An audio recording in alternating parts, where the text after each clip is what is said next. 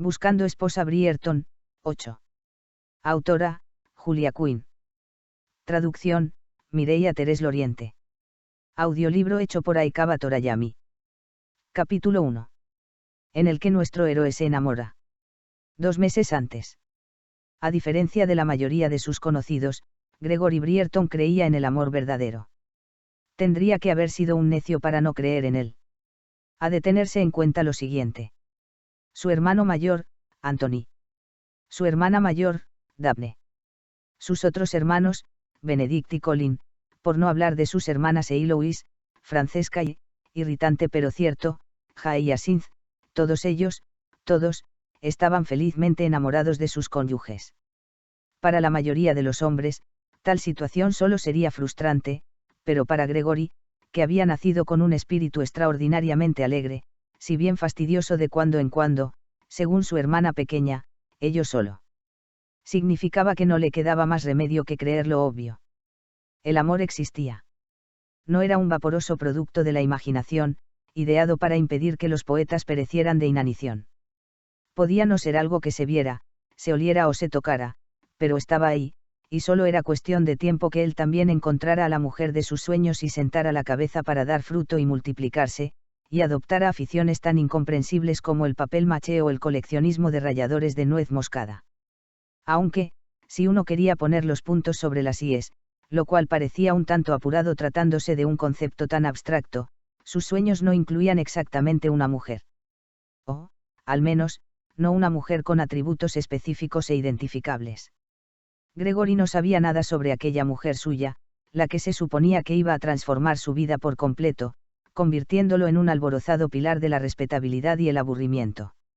Ignoraba si sería alta o baja, morena o rubia. Le gustaba pensar que sería inteligente y poseería un fino sentido del humor, pero, aparte de eso, ¿qué iba a saber él?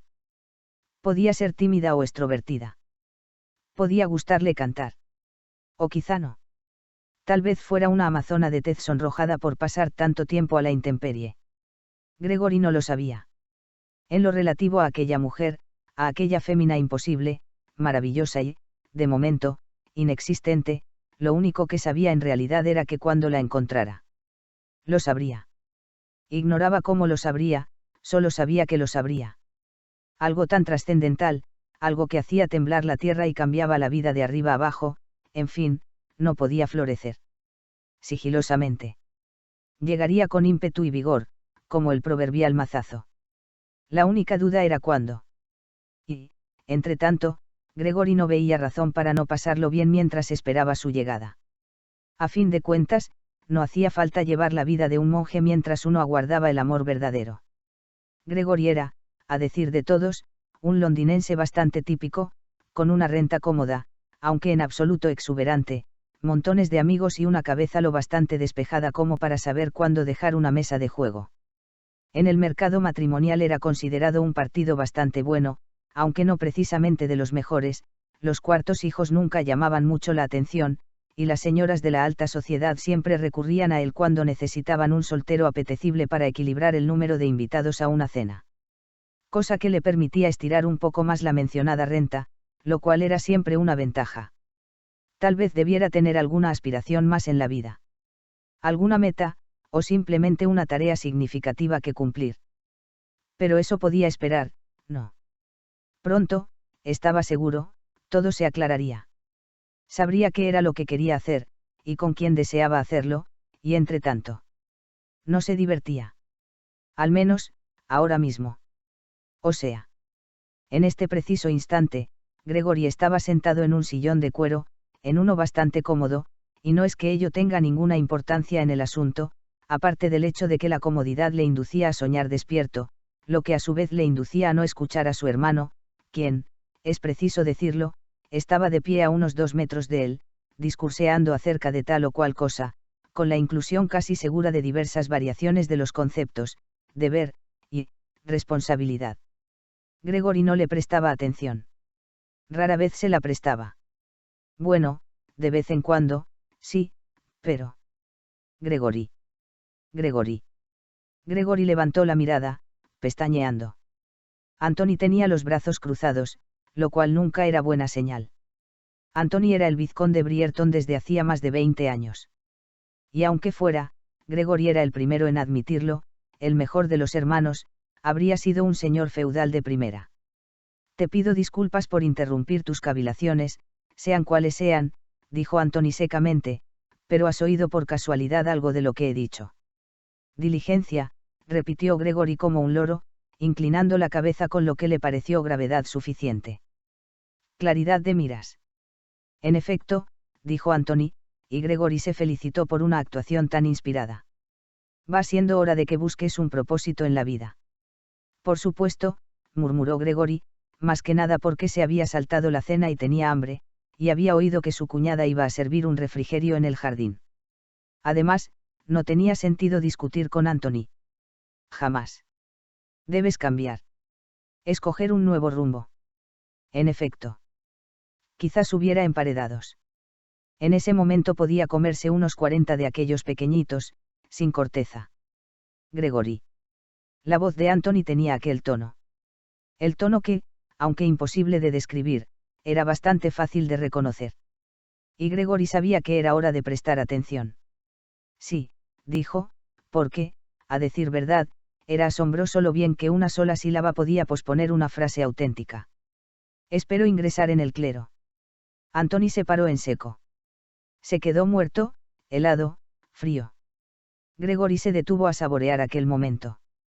Lástima que tuviera que convertirse en un condenado vicario para conseguirlo. ¿Cómo has dicho? Murmuró por fin su hermano. No tengo muchas alternativas, respondió Gregory. Y, al pronunciar aquellas palabras, cayó en la cuenta de que era la primera vez que las decía. De alguna forma, aquello las hacía más reales, más permanentes.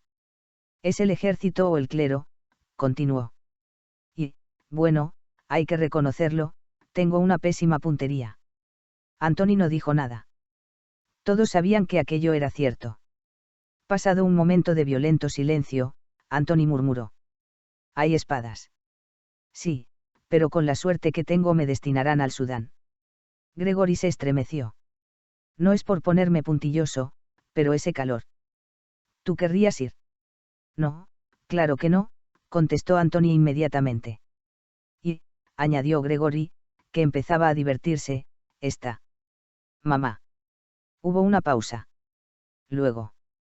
¿Qué tiene ella que ver con el Sudán?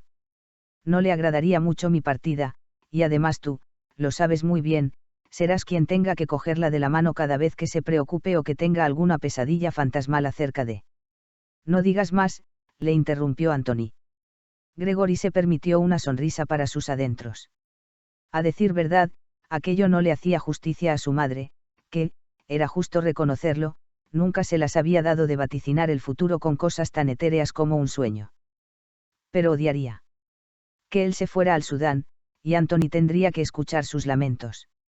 Y como Gregory no deseaba particularmente abandonar las brumosas costas de Inglaterra, aquello era hablar por hablar, de todas formas. Ya, dijo Anthony. Ya. Me alegra, entonces, que finalmente hayamos podido tener esta conversación. Gregory miró el reloj. Anthony carraspeó y, cuando volvió a hablar, había un deje de impaciencia en su voz. Y que finalmente estés pensando en el futuro. Gregory sintió que algo se le tensaba en la parte de atrás de la mandíbula. Solo tengo 26 años, le recordó. Soy muy joven para que repitas tanto la palabra, finalmente. Anthony se limitó a enarcar una ceja. ¿Quieres que me ponga en contacto con el arzobispo? Que te busque una parroquia. El pecho de Gregory se encogió en un inesperado ataque de tos. No, dijo cuando pudo. Todavía no, al menos. Una esquina de la boca de Anthony se movió. Pero no mucho, y no, ni por asomo, en una sonrisa. Podrías casarte, dijo suavemente. Podría, convino Gregory. Y lo haré. De hecho, pienso hacerlo. De veras. Cuando encuentre la mujer adecuada. Y luego, al ver la expresión incrédula de Anthony, añadió, seguramente tú, más que cualquier otra persona, me recomendarías un matrimonio por amor, antes que uno por conveniencia. Anthony estaba, todo el mundo lo sabía, enamorado de su esposa, quien a su vez estaba inexplicablemente enamorada de él. Anthony estaba también, todo el mundo lo sabía, entregado a sus 7 hermanos pequeños, así que Gregory no debería haber sentido una efusión inesperada de emoción cuando dijo en voz baja: «Te deseo toda la felicidad de la que disfruto yo». El rugido de su estómago le salvó de tener que contestar. Miró a su hermano con expresión avergonzada. «Lo siento. No he cenado». «Lo sé. Te esperábamos más temprano». Gregory logró no dar un respingo. «Por los pelos». Kate estaba un poco molesta. Eso era lo peor. Que Anthony estuviera enojado era una cosa. Pero cuando decía que su esposa estaba disgustada, entonces era cuando Gregory sabía que estaba en apuros. «Salí tarde de Londres», farfulló. Era la verdad, pero aún así no excusaba su mala conducta. Le esperaban en casa a la hora de la cena, y no había llegado. Estuvo a punto de decir: «La compensaré», pero en el último momento se mordió la lengua. Sabía que solo conseguiría empeorar las cosas, casi como si se estuviera tomando a la ligera su impuntualidad y asumiera que podía hacer olvidar cualquier ofensa con su sonrisa y su labia. Y a menudo podía, pero por alguna razón esta vez no quería hacerlo. Así que se limitó a decir: «Lo siento». Y lo sentía de verdad. «Está en el jardín», refunfuñó Anthony. «Creo que piensa celebrar un baile, en el patio, si es que puedes creerlo». Gregory podía. Era muy propio de su cuñada. Kate no era de las que dejaban pasar una ocasión favorable, y haciendo un tiempo tan bueno, ¿por qué no organizar un baile improvisado al fresco? «Asegúrate de bailar con quien ella quiera», dijo Anthony. «No querrá que ninguna de las jovencitas se sienta excluida». «Claro que no», murmuró Gregory. «Me reuniré con vosotros dentro de un cuarto de hora», añadió Anthony, volviendo a su escritorio, donde le aguardaban varios montones de papeles. «Todavía tengo que acabar unas cosas». Gregory se levantó. «Se lo diré a Kate». Y entonces, terminada ya evidentemente la entrevista, salió de la habitación y se encaminó al jardín. Hacía algún tiempo que no iba a Aubrey Hall, la casa solariega de los Brierton. La familia se reunía allí, en Kent, en Navidad, por supuesto, pero a decir verdad Gregory no sentía que aquella casa fuera su hogar, ni lo había sentido nunca. Tras la muerte de su padre, su madre había hecho algo poco convencional y había desarraigado a la familia, prefiriendo pasar casi todo el año en Londres. Ella nunca lo había dicho, pero Gregory siempre había sospechado que aquella casa, antigua y elegante, contenía demasiados recuerdos. De ahí que Gregory siempre se hubiera sentido más a gusto en la ciudad que en el campo. La casa de su infancia era Brierton House, en Londres, no Aubrey Hall. Aún así, disfrutaba de sus visitas, y siempre se apuntaba a actividades bucólicas tales como montar a caballo y nadar, cuando la temperatura del lago lo permitía, y, cosa rara, le gustaba el cambio de ritmo. Le gustaba sentir el aire limpio y apacible después de pasar meses en la ciudad. Y le gustaba poder dejar todo aquello atrás cuando se le hacía demasiado limpio y apacible. Los festejos de esa noche iban a celebrarse en el Prado del Sur, o eso le había dicho el mayordomo al llegar, esa tarde. Parecía un buen lugar para una fete al aire libre, terreno llano, vistas sobre el lago y un patio espacioso con sitios de sobra para los menos enérgicos. Al acercarse al largo salón que se abría al jardín, oyó entrar por las puertas francesas un suave murmullo de voces. No sabía con certeza a cuántas personas había invitado su cuñada a la fiesta, seguramente serían entre 20 y 30. Lo bastante pocas como para que la fiesta fuera íntima, pero suficientes para que uno pudiera escapar en busca de un poco de paz y tranquilidad sin dejar un hueco visible en la reunión. Cuando atravesaba el salón, respiró hondo, intentando en parte adivinar qué clase de comida había decidido servir Kate. No sería mucha, claro, ya habría atiborrado a sus invitados en la cena. Dulces, se dijo al notar un leve olor a canela cuando llegó al patio de piedra gris clara. Dejó escapar un suspiro desilusionado. Estaba muerto de hambre, y en aquel momento un buen filetón le sonaba a gloria. Pero llegaba tarde, y no era culpa de nadie, salvo suya, y Anthony le arrancaría la cabeza si no se unían inmediatamente a la fiesta, así que tendría que conformarse con pasteles y galletas. Una brisa cálida le rozó la piel al salir. Hacía bastante calor para estar en mayo, todo el mundo hablaba de ello. Aquella era la clase de tiempo que parecía levantar el ánimo, tan sorprendentemente agradable que uno no podía menos que sonreír. Y, en efecto, los invitados que merodeaban por allí parecían estar de buen humor, carcajadas y gorgoritos de risa sazonaban con frecuencia el suave zumbido de las conversaciones. Gregory miró a su alrededor, en busca de los refrigerios y de alguien a quien conociera, a poder ser su cuñada Kate, a la que, conforme a las normas del decoro, debía saludar la primera. Pero mientras paseaba la mirada por la escena, la vio. A ella. Y lo supo. Supo que era ella. Se quedó helado, paralizado. El aire no salió de golpe de su cuerpo, pareció escapar lentamente hasta que no quedó nada, y él permaneció allí parado, vacío y ansiando más. No podía verle la cara, ni siquiera de perfil. Solo veía su espalda, únicamente la curva arrebatadora y perfecta de su cuello y un mechón de pelo rubio que se rizaba sobre su hombro. Y solo pudo pensar, estoy perdido. Para el resto de las mujeres, estaba perdido. Aquella intensidad, aquel ardor, aquella certeza avasalladora. Nunca había sentido nada igual. Tal vez fuera una tontería. Quizá fuera una locura. Seguramente era ambas cosas. Pero había estado esperando. Llevaba esperando aquel momento mucho tiempo. Y de pronto comprendió por qué no había ingresado en el ejército ni en el clero, ni había aceptado una de las frecuentes ofertas de su hermano para dirigir alguna de las fincas menores de los Brierton. Había estado esperando. Eso era todo. Demonios, ni siquiera se había dado cuenta de hasta qué punto había estado esperando aquel momento sin hacer otra cosa. Y allí estaba. Allí estaba ella. Y él lo sabía. Lo sabía. Cruzó despacio el prado, olvidando a Kate y la comida. Logró saludar con un murmullo a una o dos personas junto a las que pasó, sin aflojar el paso. Tenía que llegar hasta ella. Tenía que verle la cara, respirar su olor, conocer el timbre de su voz. Y entonces llegó y se quedó parado a unos metros de ella. Estaba sin aliento, estupefacto, casi colmado por el simple hecho de estar en su presencia. Ella estaba hablando con otra joven, la conversación era lo bastante animada como para que saltara a la vista que eran amigas. Gregory se quedó allí un momento, observándolas hasta que se volvieron lentamente y le vieron allí. Sonrió. Suavemente, solo un poquito. Y dijo: ¿Cómo están? Lucinda Abarnazi, más conocida, para quienes la conocían, como Lucy, sofocó un gruñido al volverse hacia el caballero que se había acercado a ella sigilosamente, seguramente para mirar a Hermione con ojos de cordero, como hacían, en fin, todos al conocer a Hermione.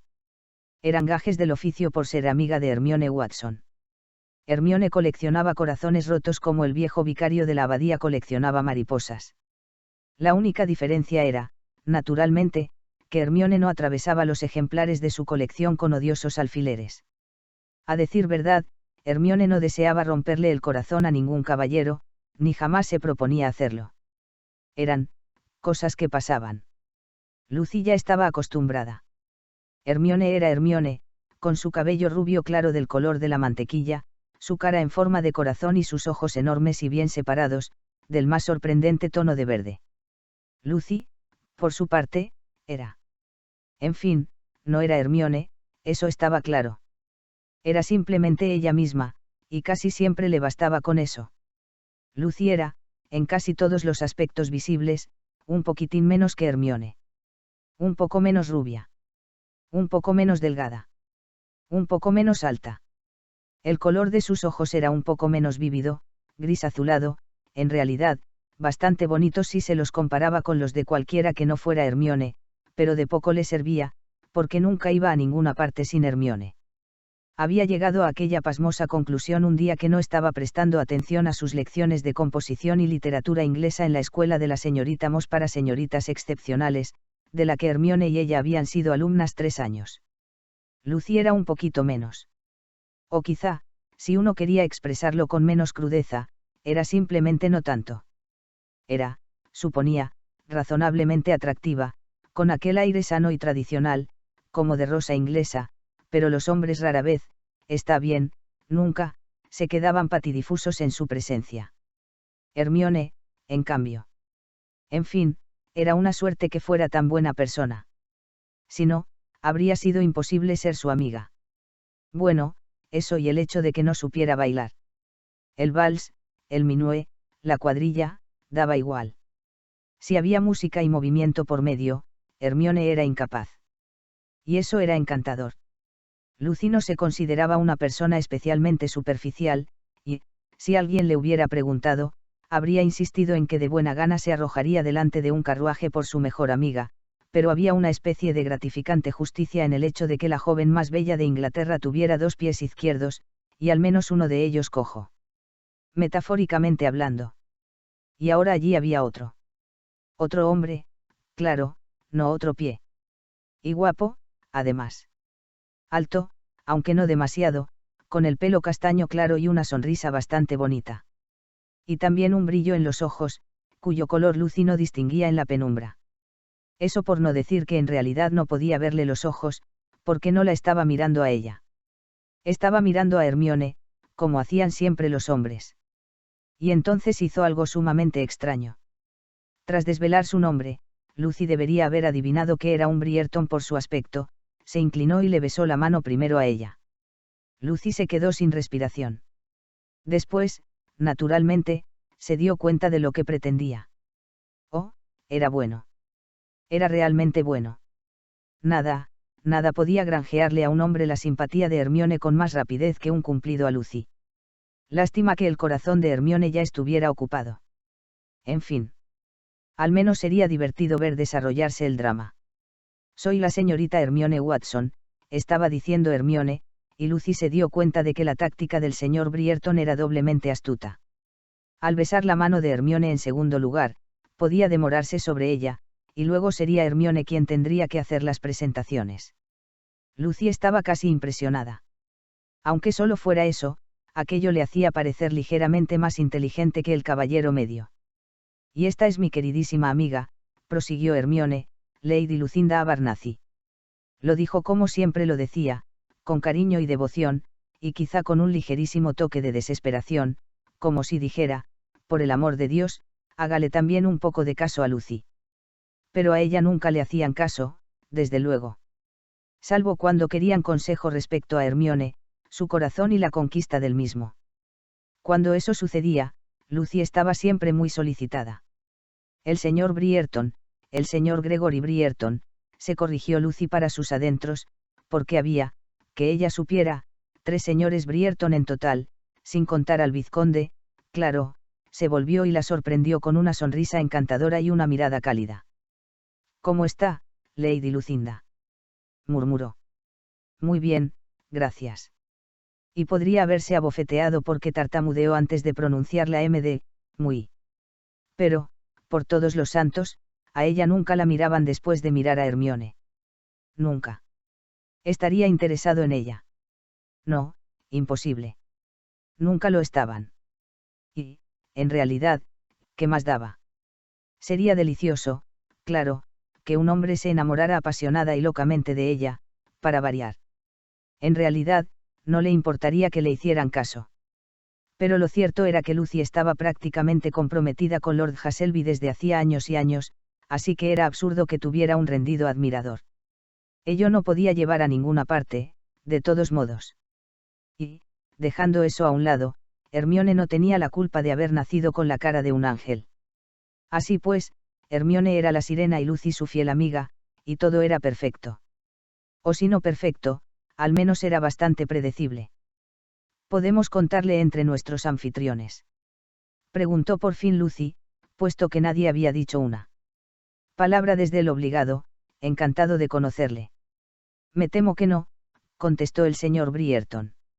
Aunque me gustaría atribuirme el mérito de la fiesta, resido en Londres. Es usted muy afortunado porque Aubrey Hall pertenezca a su familia, dijo Hermione amablemente, aunque sea de su hermano. Y entonces fue cuando Lucy lo supo. El señor Brierton se había prendado de Hermione. Poco importaba que hubiera besado primero su mano, o que la mirara cuando decía algo, cosa que la mayoría de los hombres no se molestaba en hacer. Solo había que ver el modo en que miraba a Hermione cuando hablaba para comprender que él también se había unido al rebaño. Sus ojos tenían esa mirada ligeramente vidriosa. Sus labios estaban entreabiertos. Y había en él una intensidad como si tuviera ganas de tomar a Hermione en brazos y llevársela colina abajo, mandando al diablo a la gente y al decoro. Aquella mirada no se parecía a la que le dedicaba a ella, que fácilmente podía catalogarse como de amable desinterés. O quizá quisiera decir, porque está usted en medio y me impide tomar a Hermione en brazos y llevarme la colina abajo, y al diablo con la gente y el decoro. No era una desilusión, exactamente. Era solo, lo de siempre. Debería haber una palabra para aquello. Sí, debería haberla. Lucy. Lucy. Lucy se dio cuenta con cierto embarazo de que no estaba prestando atención a la conversación. Hermione la miraba con curiosidad, con la cabeza ladeada de esa manera que los hombres parecían encontrar tan arrebatadora. Lucy. Había probado a ladear la cabeza así una vez. Y se había mareado. Sí. Murmuró, dado que parecía hacerse necesaria alguna expresión verbal. El señor Brierton me ha invitado a bailar, dijo Hermione, pero le he dicho que no puedo. Hermione siempre estaba inventando resfriados y torceduras de tobillo para no acercarse al salón de baile. Lo cual estaba muy bien, de no ser porque le encasquetaba a Lucy a todos sus pretendientes.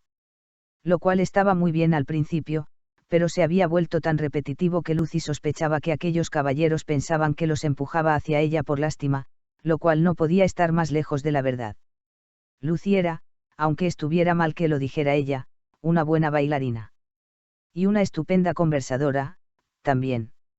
Será un placer para mí bailar con Lady Lucinda, dijo el señor Brierton, porque, en realidad, ¿qué otra cosa podía decir? Así pues, Lucy esbozó una sonrisa, no del todo sincera pero sonrisa al fin y al cabo, y dejó que la condujera al patio. Continuará.